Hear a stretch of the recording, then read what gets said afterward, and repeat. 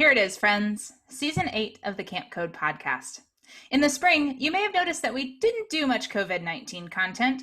Truthfully, between actively keeping our own organizations afloat, assisting camp pros as they navigated unprecedented times, and rapidly pivoting staff trainings to accommodate pandemic protocols, we opted to let the other Go Camp Pro podcast take the lead on coronavirus and camp content.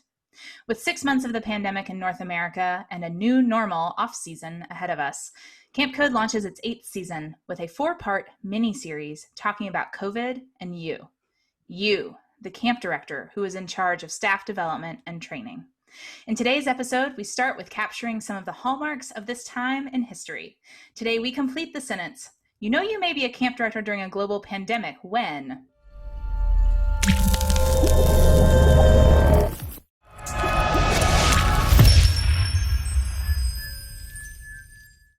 Welcome to Camp Code, a podcast brought to you by Go Camp Pro. We've created and are dedicated to this podcast because we believe that staff training is one of, if not the most important part of your job as a camp director. Staff training is what prepares your staff to care for their kids, to feel confident in their skills, and to do their jobs to the best of their ability, and to learn along the way. A well thought out and intentional staff training will help you in more ways than you can imagine. And we need to help each other bring our very best. So let's start today by sharing with you who we are. Ruby, can I ask you to go first? My name is Ruby Compton, and I am the Chief Exploration Officer for Ruby Outdoors, which is just a fancy way to say I'm self-employed, but I work as a friend of camp, helping camps however they could use a camp person, be that bus driving, teaching lifeguarding, or guiding folks downriver on a whitewater raft. Thanks, Ruby. And Gabs, we'll turn it over to you. And my name is Gabrielle Rail, and I'm one of the camp directors of Camp Woro. And Camp Woro is an all-girls camp in the Laurentian Mountains, and we focus on creating a positive female community, and we are rearing its 100th season in 2021. Woohoo! And I am Beth Allison. I'm co-owner of Camp Hacker and Go Camp Pro. And after 15 years as a director, I now have the privilege of working as a camp consultant with my husband, Travis. And my real focus is, of course, intentional leadership training and helping camps to build solid and supportive communities. Our topic today for our very first podcast of, yes, Season 8, well, it certainly isn't one we ever saw coming, but it is the one on everybody's mind these days, the pandemic. We have a lot to say about this topic and how it's affected camp and staff training in particular in the weeks to come, but we wanted to start off our first episode with how it's affecting you. So we want to share things you might have heard a camp professional do or say during the pandemic. All right, my two brilliant friends, I'd like you to finish this sentence, please. You know you're a camp professional in a pandemic when, Ruby, I'm going to get you to go first. You've forgotten how to people? That's going to be my first one. This is something that's been said around my house all summer is like, wow, people forgot to people, or like, oh, people, right? And I can justify this or back this up with, I've worked all summer at a family of restaurants, 2 different restaurants. One that I've worked at the last couple of years, last couple of summers, and then a new one that opened just 2 weeks before the pandemic happened. No biggie. And it's just been very interesting seeing the change in our folks who come to the restaurant, but also as folks have come to our restaurant for the first time being out of their house in months. And I have quite literally had to talk people through like, okay, would you like to order now? and reminding them how to do that. I mean, it really seems like folks have forgotten, and they'll order and then be like, okay, what do I do now? And I'm like, so you pay, and I can take cash or credit card. And I know it seems kind of silly and like I'm making light of it, and I am a little bit, but isn't it strange that we've gotten to a point that things like going to a restaurant are almost, I mean, just like are abnormal. We don't know how to do it. And truthfully, I have not gone to many other restaurants. I've gone to my restaurant and eaten there, but I haven't gotten a lot of food from other places. So I'm guessing that some of you all may have had that experience at some point where you're like, wait, how does this work again. This is a place I used to come to. And I know some of it is our protocols are a little different and the flow of things are a little different. But it's just funny to watch people remembering how to be people. So that's my first one. And very true. I have not been inside a restaurant since the middle of March. So I can relate to that. All right, Gabs, you know, you're a camp professional in a pandemic when? You're exhausted, but not the good kind. So I think after the summer, usually a lot of camp directors feel quite tired and exhausted, but there's sort of a sense of accomplishment and maybe mixture of days that's thrown in there as well.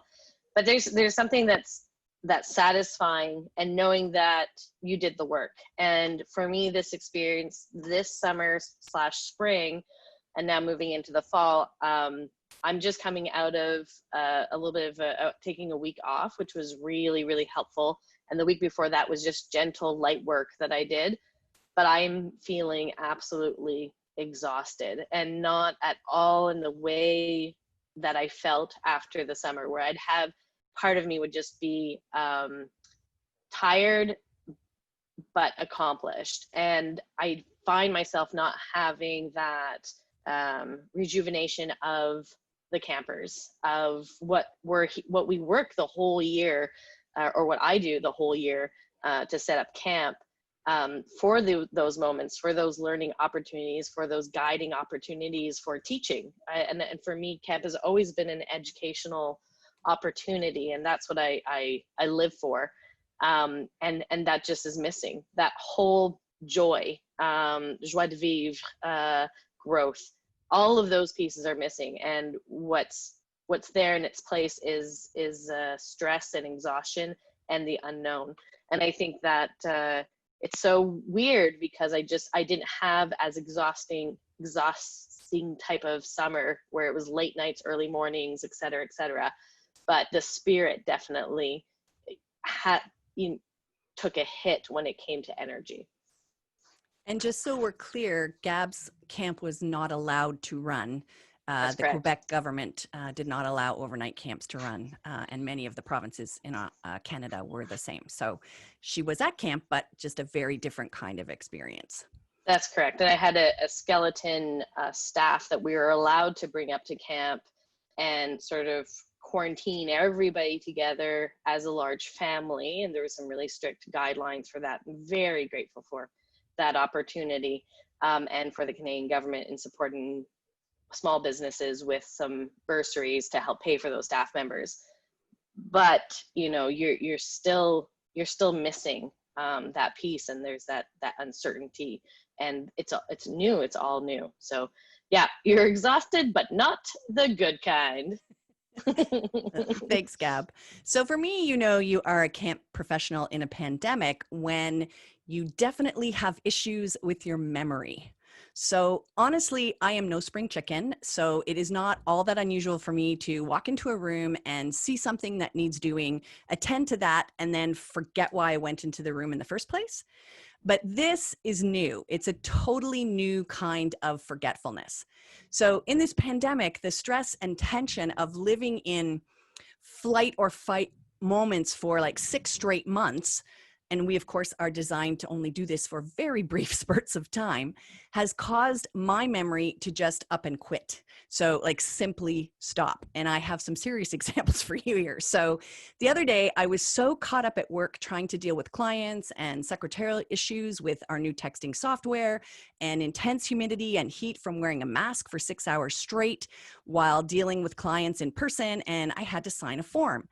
And my full name is Elizabeth Ann Allison. And I usually sign my name E. Allison. So I began my signature and I wrote the E and then I wrote the A, and then I simply stared at the page. And I seriously couldn't remember if I usually write 2 A's, one for Ann and then another one for Allison, or just one. So for those of you wondering, it is just one. But I had this moment when I actually couldn't remember. So I was then talking to a friend of mine, and she is less than half my age. She's 27 years old.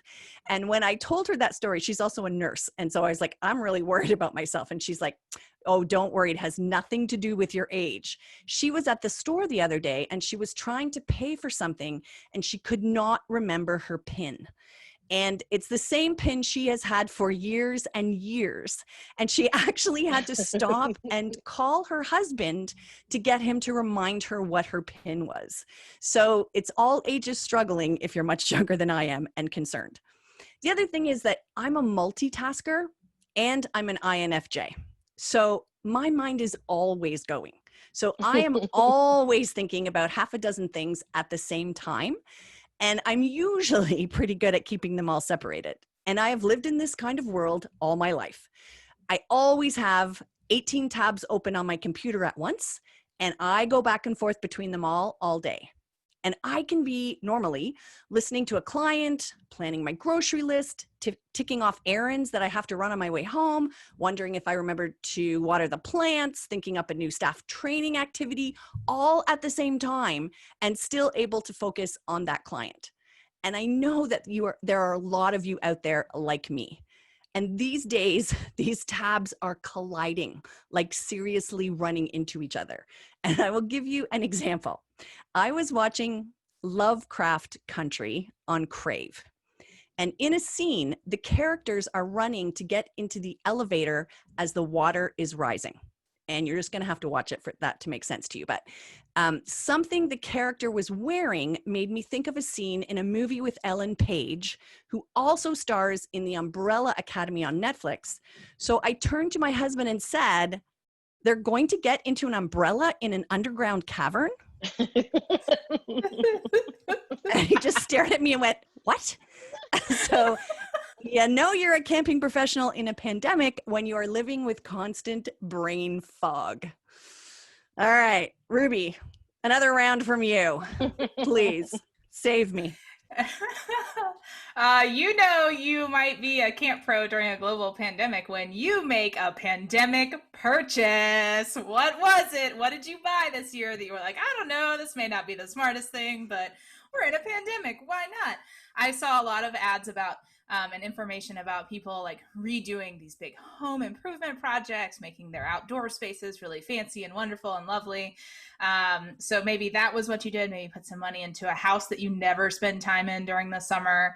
Who knows? Mine was a whitewater raft, and my thought was kind of like, well, you know, if everything goes down the tubes, then I'm just gonna get on my raft and float away and it'll be great. So I now have a full outfit for taking folks rafting, including PFDs and paddles and helmets. There's pretty much been a constant stream of boxes arriving at my house, and it's been phenomenal. And what it says to me is that I needed something to bring joy, right? When there was so much bad news and so many things that were hard over the course of this summer, to have something that I knew made me happy no matter what.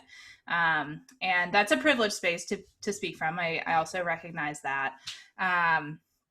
But having a raft has made me quite happy. And it was certainly, as I look back on the summer, I go, that may not have been the best use of my funds, but for my soul, it had been really, really important. So if you made a pandemic purchase this year, I'd love to hear about it. You can tell us using that hashtag camp code. I want to know about your pandemic purchase. And maybe it was for your camp or maybe it was for you personally, but I'm sure there were some funny things bought this year. I've also heard recently that a lot of the outdoor gear companies have had a hard time keeping stuff on their shelves in stock because there's been a much greater demand, which I think is interesting and bodes well for the camping industry, honestly. The fact that more people are pushing to be outside and purchasing that sort of gear on their own, I think they're going to want to have new places to use it, and camp may be a good option for that. Great. Thanks, Ruby. Okay, Gab, another one from you. I had a combination. I had a pandemic purchase, Ruby, which are wireless headphones that are not big ones that I wear over my head, but just like little quick plugins. And I thought, oh, it'll be great to go for walks and talk on the phone, et cetera, et cetera. And then I had also pandemic brain paired with that pandemic Beth brain. And I made two lists. and I did extensive research, the headphones I wanted and the headphones I didn't want, because it's like, no, these are bad. And the headphones that are on the top of the list of what I didn't want, they came on sale on Instagram, and I was like, what a great deal. And my brain did the switch of, and so basically I bought the worst headphones, the most expensive headphones that are the worst. It's okay, they'll be sent back. They're gonna be sent back, but it's a combination of both of what you just described. I had that experience. My next one is the thought of why camp people aren't in charge more has at least quadrupled. I always think, yes, I always think that camp people should be in charge most of the time. I think things would be done a lot more efficiently, with a lot more kindness and inclusivity. Anyways, that's my hope. And that has skyrocketed up. My infuriation on how simple things are taught to children, how you can onboard staff members, how you can get a community involved. That has just got up in my head, and I literally just think we need some camp directors, some very brilliant, talented individuals don't have jobs right now. And I think that the government should be scooping those people up and creating, just onboarding people and getting people, behind wearing masks, and getting them and doing it in a way that's out of kindness. It's out of support for each other, and not out of regulation and fear, and et cetera, et cetera. So that thought in my head has skyrocketed up. Why aren't camp people more in charge during these times? But then again, I did buy headphones that was on the not buy list. So, that could be a point. I think that's brilliant, Gab. And I hope there is a politician somewhere listening, or a school board, or someone who can use that kind of information to help them think about camp people who could really do this better in so many ways. All right. I think you're a camp professional in pandemic when it all starts to seep into and invade your sleep in the form of nightmares. So when you wake up dreaming because you've run out of PPE, or all the gloves have arrived and there are holes in all of them, or you dream that you've walked outside and all the 5-year-olds are trading masks with one another or licking hand sanitizer. I mean, those are the kinds of things that I have had dreams about. Or maybe you wake up sweating because you can't balance the budget for this year. So whether you were able to run or not, whether there was income coming in or huge unexpected expenses in cleaning staff and masks and antiseptic wipes and less people, either way, you can't escape it even when you're sleeping. And I also think you are a camp pro in a pandemic when all you think about is camp when you can't be there in person, and it hits you in all the feels. So my husband Travis has missed out on hanging out with kids so much and using his imagination that he started a role-playing game with 2 of our friends and their kids. And it's been going strong since the spring. And it was their first introduction to RPGs for all of these kids, and they absolutely love it. But I secretly think Travis, the camp pro, loves it more. And he gets so excited about it. And in fact, he had pins made for the kids on which he had designed the logo of their spaceship and their mission, and hid them in their backyard for them to find at the end of the next game that they played. And they were like so excited about it. So amazing. Wow. And for me, all the overnight camps in Ontario were closed due to COVID-19. And I have missed that camaraderie, that sense of all of us being together in one place and doing something special, something extraordinary. So on Zoom calls with old camp friends who haven't been on staff with me in like over 20 years, sure, we have taken time to catch up and see how we're all doing, but we seem to drift back to the old glory days stories even more than usual. And we've needed that reminder when we're all together of how it felt, even if it was stressful times at camp, how it felt to be together. And I think that these memories have become a real comfort for a lot of us. I think I've also obviously missed staff initiatives and challenges at leadership training, because I have been binge watching the Great British Baking Show. And I Oh, learned yes. about it first from Gabrielle in Montreal. Yeah. The three of us were together in my first introduction to it. And I finally found it again. And I love the creativity and the thinking outside the box and the problem solving. But I love most the way they support each other, even though they are competitors. And lastly, for me personally, our camp ran a virtual campfire each Friday afternoon from mid-March to the end of June. And I would tune in every week. I would work away, but listen to the campfire. That was so brilliantly done by our executive producer of podcasting, Matt Iskis Hansberger, and his wife, Laura. And I would sit all alone in my house, in my office, and sing the harmonies with the tears streaming down my face as I thought about those incredible moments at camp and all the staff and campers who in Ontario were missing, that were missing this year. So lots of feelings as a camp pro in these last 6 months, and I know that I'm not alone. All right, we are going to take a quick break, but when we return, we're going to have one more round of, you're a camp director during a pandemic when, and of course, we're going to have Gab's famous recap. Another episode in our 4-part COVID series to launch season 8 of the Camp Code podcast is going to talk about professional development this year and just how differently it's going to look. Beth, did you know that Go Camp Pro has a new email-based video series called 5-Minute Fridays? I did know that, Ruby, because I am one of the content creators for that series. What? No way! Me too! You know who else is sharing their wisdom each week? Who? Well, I'll give you a hint. His name starts with a T and it ends with Ravis. And he has a real love for Lego and camp marketing. No way! Travis is on this as well. I heard that executive producer of podcasting for Go Camp Pro, Matt Hansberger, is also part of the content team for 5-Minute Fridays. You bet. Both very smart fellows. They must take after our smart listeners. And speaking of, if listeners want info about 5-Minute Fridays, where can they learn more? If they go to gocamp.pro and click on 5-Minute Fridays in the upper left corner, you can do that on your computer browser, or click on 5-Minute Fridays, which is the first option in the navigation menu on your mobile device when you visit gocamp.pro. And now we're going to hear from each of us one more time before we head to our very first recap of season 8. So Ruby, last go around for you. All right, you are a camp professional in a global pandemic when you have internet friends. And if you did not have internet friends prior to this pandemic, I hope that you have a few now with all of us going online. I am so grateful to Travis for thinking, you know what, we need a space to talk about this stuff, and I'm going to make that happen, and starting the COVID Slack back in March.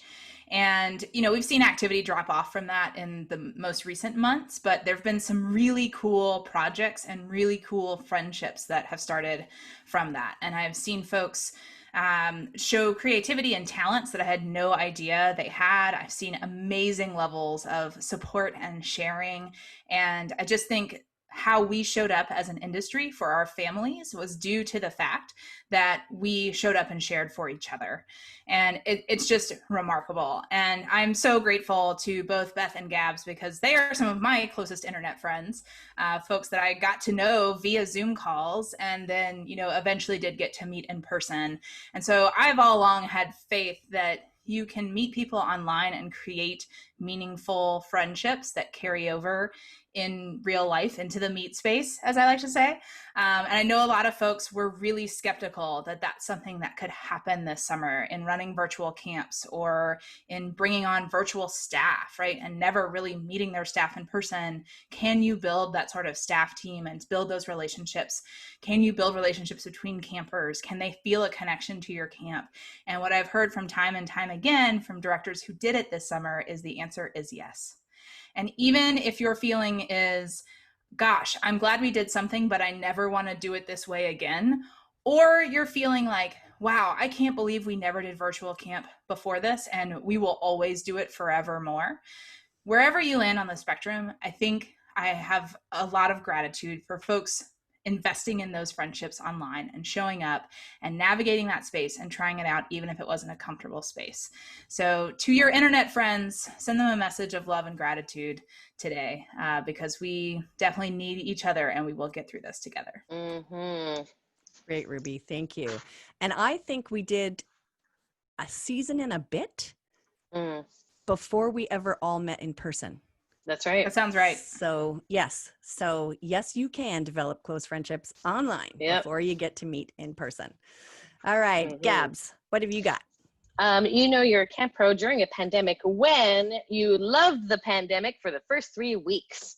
And I will just speak for myself. And of course, I'm not talking about anybody that did get COVID and had health issues or worse.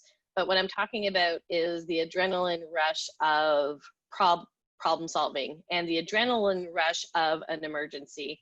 And I think a lot of camp directors do thrive during tough times at camp, and it puts us, it's kind of a type of eco challenge of the mind and the spirit. And how can we assemble people together? How can we create a common message? How do we run camp even if we can't run camp? How do we continue to build community? And for me, that's something that I loved. I loved saying, okay, this becomes our main focus. And much of what Ruby was saying is, we're going to do this together and we're going to come out of this together. And we're going to come out of this as stronger and better. And our goal with our camp was that from 50 years from now, our campers and alumni and staff members were going to refer back to us and say, this is what they did. And I can't believe that they accomplished so much and that they've set us up to be where we are today. And every single decision that we're making, I feel right now, is role modeling how we want our future staff members and campers and future camp directors to address tough times. And so, though I'm obviously not, this is not a good time, this is for so many reasons, there's that opportunity of let's come together and let's work together and let's be stronger on the other side of it. Thanks, Gab. I don't think we can say anything better than that. So we have shared some funny and not so funny stories with you to start off this season, not because we are making light of anything anyone is going through this year. It has been a year that will take us ages to sort through and figure out and discover the fallout for all of us, professionally, mentally, emotionally, financially, the list goes on and on. We shared them with you to say, hey, you're not alone. We're all struggling in ways we never have before. And we are camp people. And camp people are used to living through stressful times and figuring out solutions and coming out the other side, as Gab just said. But all summers come to an end and we get a break. And this pandemic is still going strong after 6 months with no break in sight. So we want to say this is all normal and you are not losing your minds. You just need to be kinder to yourself. And don't worry, we've got you covered. So I'm going to turn this over to the incredible Gabrielle for our very first recap of season 8. Season 8. And when, just before we started recording, Beth and Ruby had informed me that we're in our season 8. And I had informed them that I had just told somebody that we were in our 4th year of recording. So I am happy that Great. Time flies when you're having good time with good friends. And here we go for our first recap of season 8. You know you're a camp pro during a pandemic when you don't know how to people, or maybe you do know how to people, but you realize other people don't know how to people. You're exhausted, but not the good kind. Camp can take a real drain and strain on all of our emotions, but certainly a pandemic can do far, far worse. Issues with your memory and experiencing a little fight or flight, and your brain just doesn't want to participate anymore. That it's participation is no longer a need when it comes to an emergency situation. Maybe eating and watching Netflix is more important. Pandemic purchases, we don't want to talk about it. We already did. Let's just skip over. Pandemic dreams / nightmares occur. The thought of why camp people aren't in charge has doubled, quadrupled, or even gone up by 10, 20, 30, 50%. I loved the pandemic for at least the first 3 weeks, but probably not much more than that.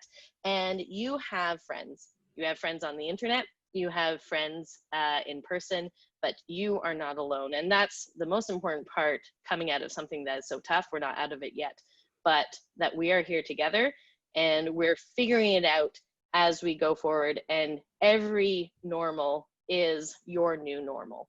And we just have to be kind to each other. Outstanding Beautiful. recap to start us off, Gabs. Thank you. All right. And before we wrap up with our best practice, again from Gab this week, here is how folks can connect with us and get involved in the conversation.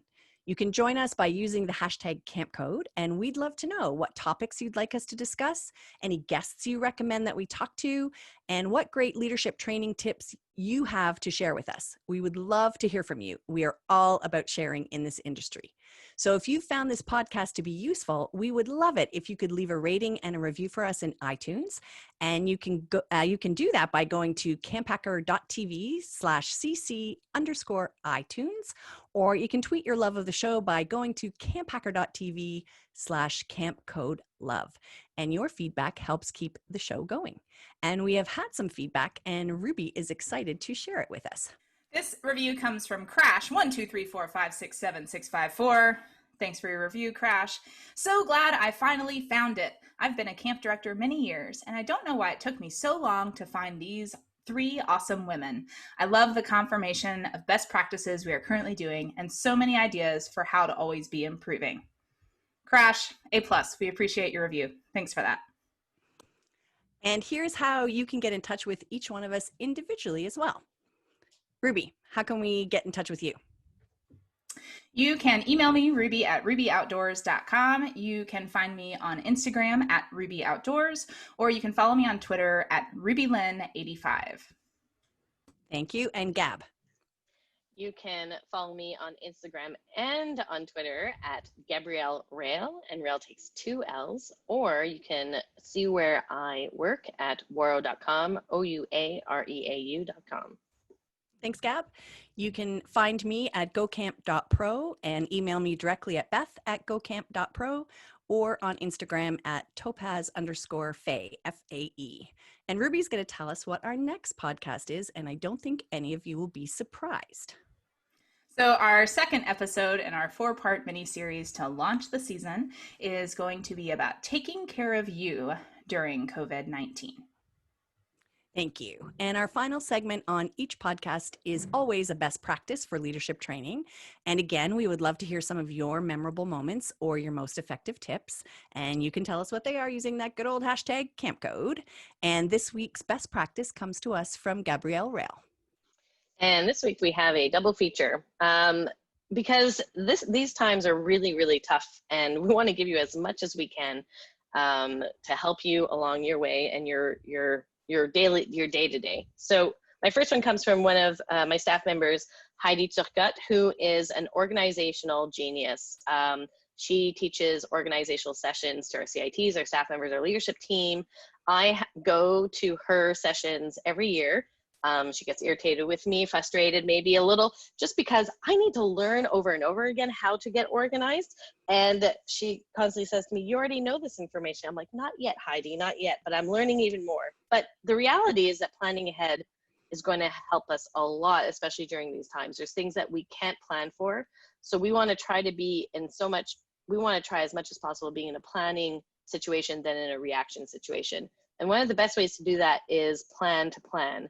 So what I am doing now is on Fridays afternoons, I book 2 hours, and I know this might sound a lot, but I book 2 hours to 1 hour review my week and see what I got accomplished, and is that what I wanted to get accomplished? And then the next hour, I plan my next week. So all those things I didn't get to do, where can I put them in my next week? And as well as, are those realistic items to get done? We have so many things to get done as a camp director. We wear many, many hats. and adding that pressure of trying to get things done that are not feasible, that are not realistic, just adds a lot of pressure. So that's number one. And the last one that I wanted to bring up is from another staff member, Annie Trudeau. And I just thought that this would be very helpful for a lot of us to maybe put in our back pocket. During the summer, we had a staff member whose brother contacted us to say that he was COVID positive. And so we sent her and her pod teammate to be isolated. So we had to use the cabin that we would have been lending to one of our outside members to come and stay in. And so we had to tell that person, Annie, that she couldn't come up for the week to do work up at camp. And I felt so horribly about this because I knew she was looking forward to it. And I remember what she said, which was, Gab, you're not the enemy, the pandemic is.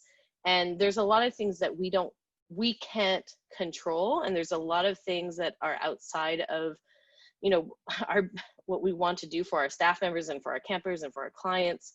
But at the end of the day, the pandemic is the one that makes things difficult. The pandemic at the end of the day is what makes things hard to get accomplished. So even if you have to break promises, usually there is that reason. So just remember that whatever stresses you're feeling, remember that that's not you and it's not work. It's the enemy. The enemy is pandemic and not the people around you. Thanks, Gab. So that wraps things up for our very first episode of season 8. Camp Code is part of the Go Camp Pro podcast network, and you can check out all our other podcasts at gocamp.pro/podcasts. Stay tuned for our next episode, and from all of us here at Camp Code, thanks for the listening, friends.